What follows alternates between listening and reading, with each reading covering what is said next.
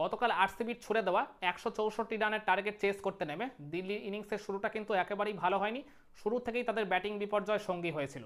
10 রানের মধ্যে 2 উইকেট, 30 রানের মধ্যে 3 উইকেট, 58 রানের মধ্যে 4 উইকেট খুইয়ে প্রবলভাবে তখন দিল্লি ধুঁকছিল। কিন্তু ওই নাম্বার 4-এ ব্যাটিং করতে নামা KL রাহুল তিনি কিন্তু ধৈর্য ধরে উইকেটের এক পাশ আগলে রেখেছিলেন। মানে অপর পাশ থেকে ব্যাটাররা এলেও তাকে ওই জায়গায় শুরুতে কোনো সাপোর্ট দিতে না পারলেও অবশেষে ত্রিস্টান স্টাফস আর KL রাহুলের ওই 111 রানের অনবদ্য পার্টনারশিপের সৌজন্যে কিন্তু আরসিবিকে এই ম্যাচটা অবশেষে দিল্লি হারিয়েছিল। আর ডেফিনেটলি ওই জায়গায় KL রাহুলের ওই 53 বলে 93 রানের অপরাজিত ইনিংসটারও কিন্তু অনেক বড় একটা ভূমিকা ছিল। তো কেমন ছিল গতকাল আরসিবির এগেনস্টে KL রাহুলের এই ফ্যান্টাস্টিক ম্যাচ উইনিং ইনিংসটা, চলুন সেটা নিয়ে আজকের এই ভিডিওয়ে অ্যানালিসিস করা যাক। তো KL রাহুল ব্যাটিংয়ে যখন নামেন তখন আর মানে দিল্লির স্কোরটা ছিল 2 উইকেটে 10। তো এই জায়গায় প্রথম বলটা তিনি ডট খেলেও সেকেন্ড ডেলিভারিটা ভুবনেশ্বর কুমারের একটা আর কি সামনের দিকে লেংথের ডেলিভারিতে চমৎকার অফ ড্রাইভ করে ওটাকে বাউন্ডারিতে পাঠান। এরপর KL রাহুল দেখলাম এর ঠিক ভেরি নেক্সট ওভারই ইয়শ দয়ালের একটা সামনের দিকের লেংথের একেবারে বলতে গেলে হাফ ভলি টাইপের একটা ডেলিভারি তিনি প্রডিউস করেছিলেন কিছুটা চেঞ্জ অফ পেসে। তো ওই জায়গায় একেবারে নাগালের মধ্যে বলটা পেয়ে গিয়ে KL রাহুল ওই মানে মিড অফ অঞ্চল দিয়ে তিনি ওটাকে বাউন্ডারিতে পাঠিয়ে দেন।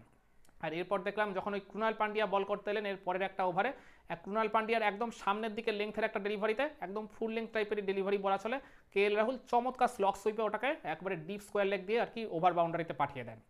আর এরপর দেখলাম লিভিংস্টোন যখন বল করতে এসেছিলেন লিয়াম লিভিংস্টোনের একটা শর্ট অফ দ্য লেংথ ডেলিভারিতে KL রাহুল চমৎকার পুল শটে ওটাকে ওই বাউন্ডারিতে পাঠিয়ে দেন মিড উইকেট দিয়ে।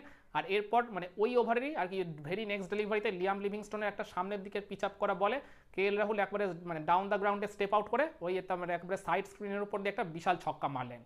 আর এরপর আমার মনে আছে ওই ইনিংসের 12 বা 13 নম্বর ওভারে ইয়শ দয়ালের একটা চেঞ্জ অফ পেসের ডেলিভারিতে KL রাহুল একটা বড় শট খেলতে গেছিলেন ঠিকই, তার ওই জায়গায় আর কি টপ হ্যান্ডটা আর কি মানে ব্যাট থেকে আর কি খুলে গেছিলো।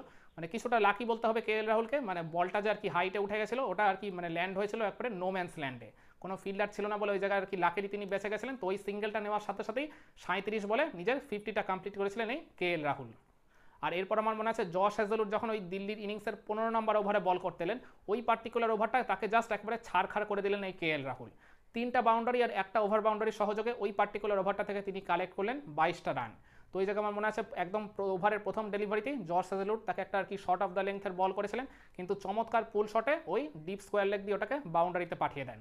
আর এরপর এর মানে তার ঠিক পরের ডেলিভারিতে একটা আউটসাইড দিয়ে অফ স্টাম্প ডেলিভারি করেছিলেন ওই হ্যাজেলউড, কিছুটা আর কি মানে গতির তারতম্য ওই জায়গায় ঘটিয়েছিলেন কিন্তু চমৎকার একটা আর কি মানে স্কোয়ার কাটে ওটাকে আর কি বাউন্ডারিতে পাঠান রাহুল।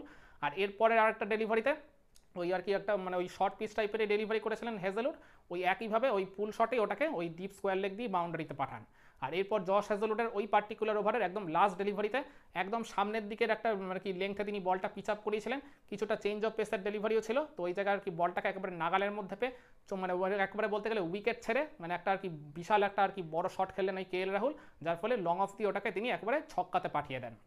তো বলাই চলে যে KL রাহুল একেবারে স্বপ্নের ছন্দে ব্যাটিং করছিলেন, না হলে জশ হ্যাজেলউডের মতো বোলার যিনি কিনা বেশিরভাগ দিনই ইকোনমিক্যাল থাকেন মানে সবচেয়ে ডিসিপ্লিন বোলারদের মধ্যে অন্যতম এই জশ হ্যাজেলউড, তাকে কিনা এক ওভারে ছাড়খাড় করে 22টা রান তুলে ফেলেছিলেন।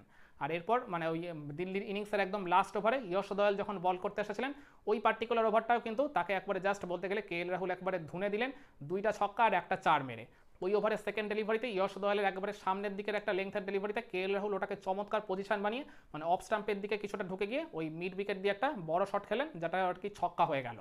আর এরপর ইয়শ দয়ালের একটা চেঞ্জ অফ পেসার ডেলিভারি ছিল, মানে একবারে ব্যাক অফ দ্য হ্যান্ড একটা স্লোয়ার ডেলিভারি তিনি প্রডিউস করেছিলেন কিন্তু রাহুল দেখলাম চমৎকার বুদ্ধিমত্তার সাথে মানে বলের পেসটাকে ঠিকমতো জাজ করে নিয়ে রিভার্স স্কুপ করলেন। রিভার্স স্কুপটা যে গতিতে করা উচিত ছিল মানে ব্যাটের ফেসটাকে যেভাবে ঘোরানো উচিত ছিল একদম পারফেক্টলি ওইভাবেই প্রডিউস করে মানে শর্ট থার্ড ম্যানের উপর দিয়ে ওটাকে বাউন্ডারিতে পাঠান।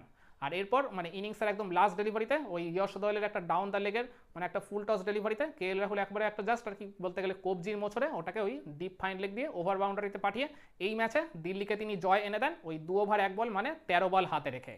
আর নিজেও 53 বলে 93 রানের একটা ফ্যান্টাস্টিক ইনিংস তিনি খেললেন, 7টা বাউন্ডারি 6টা ওভার বাউন্ডারি মেরেছেন তার এই পার্টিকুলার ইনিংসটা।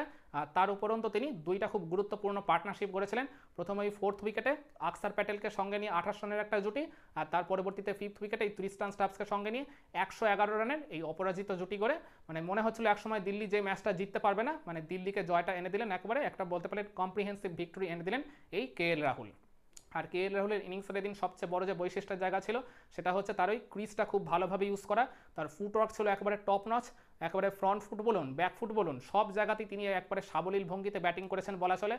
বিরাট কোহলির পর মানে ভারতীয় ক্রিকেটে এই মুহূর্তে KL রাহুলই হচ্ছে অন্যতম ক্লাসিক্যাল ব্যাটার। তার ওই ক্লাসের ঝলক এদিনই আর কি চোখে পড়লো। মানে স্পেস বোলার, স্পিন বোলার সবার এগেনস্টেই তিনি ছিলেন একবারে অনবদ্য। আরেকটা পরিসংখ্যান আপনাদের দিয়ে রাখি, প্রথম 29 বলে KL রাহুল কিন্তু করেছিলেন মাত্র 29টা রানই।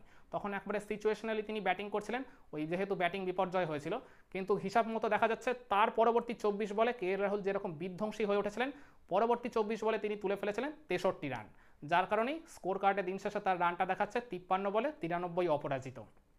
তো কেমন লেগেছিল গতকাল RCBর এগেনস্টে KL রাহুলের ওই 53 বলে 93 রানের অপরাজিত ফ্যান্টাস্টিক ম্যাচ উইনিং নকটা? কমেন্ট করে আপনার মতামতটা জানাতে পারেন।